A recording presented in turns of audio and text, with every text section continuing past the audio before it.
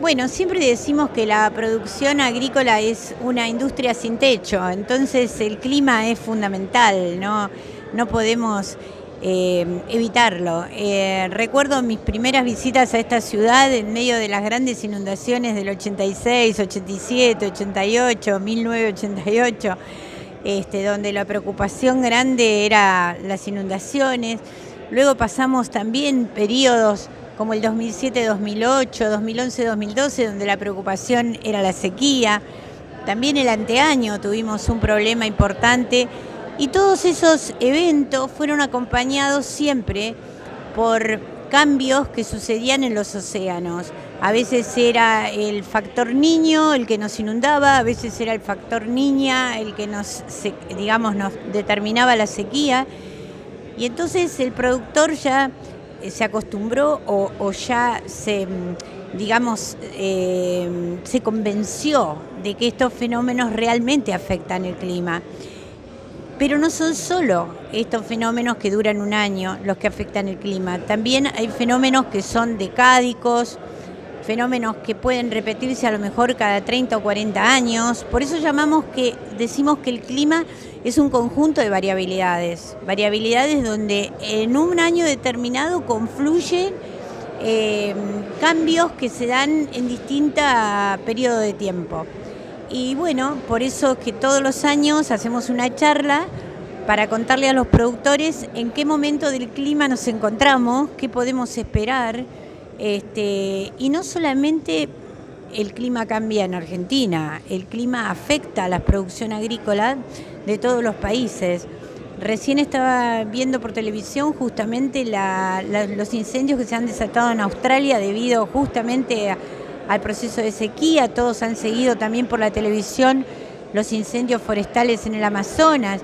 Y eso no es precisamente porque estén en un periodo rico en lluvia, sino todo lo contrario. Entonces uno mira y sabe que el stock mundial de granos va a estar afectado por un año por procesos de inundación, otro año por procesos de sequía, que no solamente van a afectar nuestro país, sino también otros competidores que también pueden ser muy fuertes agrícola-ganaderamente. Entonces, para nosotros es indispensable conocer qué está pasando con el clima en Argentina, que es lo que vamos a contar hoy, qué es lo que está pasando con el clima en el mundo para esta particular campaña, qué nos ha dejado el clima de la campaña anterior en cuanto a los stocks mundiales de granos y por lo tanto cómo todo eso va a repercutir en los precios.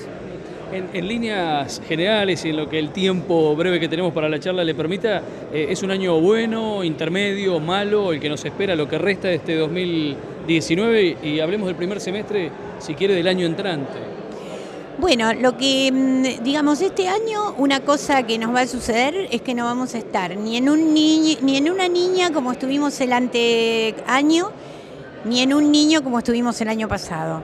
Este va a ser un año con un desarrollo especial, en la total neutralidad nos vamos a manejar, con lo cual podemos tener momentos positivos de la lluvia que siempre se dan en primavera y en otoño, y podemos tener, porque para ese momento se prevé un ligero enfriamiento del océano, algún problema en cuanto a disminución de frecuencia de lluvias en lo que sería, segunda quincena de enero y algo de febrero. Entonces, como vemos, todos los años el clima se va a presentar distinto. Yo digo que es un año bastante parecido al año pasado, y digo bastante porque vamos a estar en un escalón inferior, es decir, un poco más abajo de la probabilidad muy buena de lluvia que teníamos el año pasado, ¿no? ¿Afecta más el clima que la economía, teniendo en cuenta que usted es especialista en ambas cuestiones? Hablamos de nuestro país, ¿no? De la región, básicamente. Es que el clima afecta a la economía, porque fíjense que, la economía mundial de granos, ¿no? El mercado mundial de granos, ¿por qué? Nosotros veníamos, por ejemplo, el mundo venía, de incorporar un stock de granos todos los años muy fuerte, porque las producciones en los Estados Unidos, que es uno de los grandes oferentes mundiales de granos, venía con récord año tras año.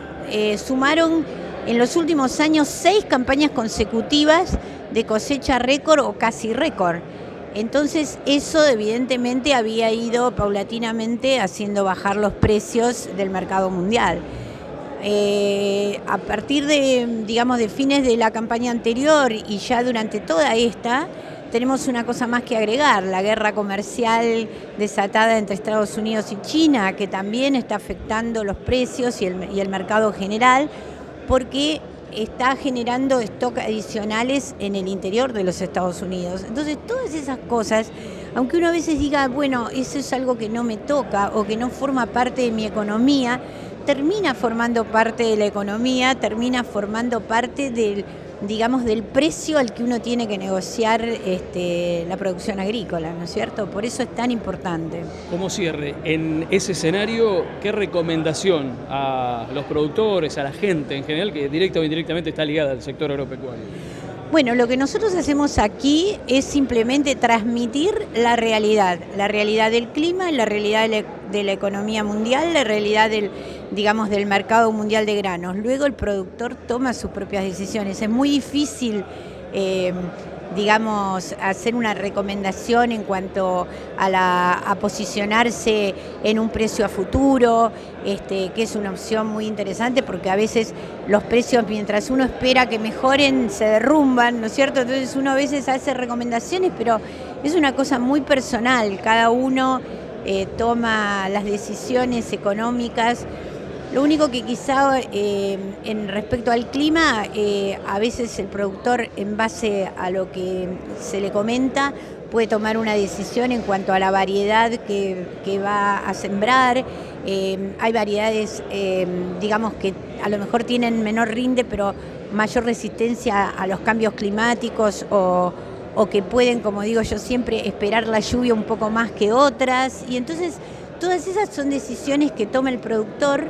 Yo digo que el clima y la economía no se pueden cambiar en forma unipersonal, pero sí las decisiones que el productor toma respecto a qué variedad va a sembrar, en qué lote, en qué ambiente, qué tipo, de mejora va a realizar en cuanto a la fertilización, etcétera, que le va a aplicar. Y entonces todas esas son decisiones sumamente individuales. Bueno, cuando hablamos de decisiones hablamos de riesgos, inevitablemente. Sí, riesgos siempre existen. Siempre decimos que hay 2 riesgos muy fuertes en cuanto a clima, ¿no?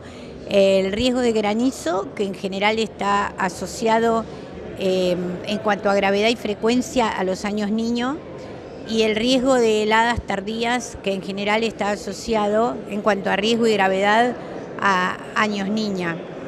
Como este es un año neutro, podemos decir que los riesgos siempre existen, pero quizá en un grado menor.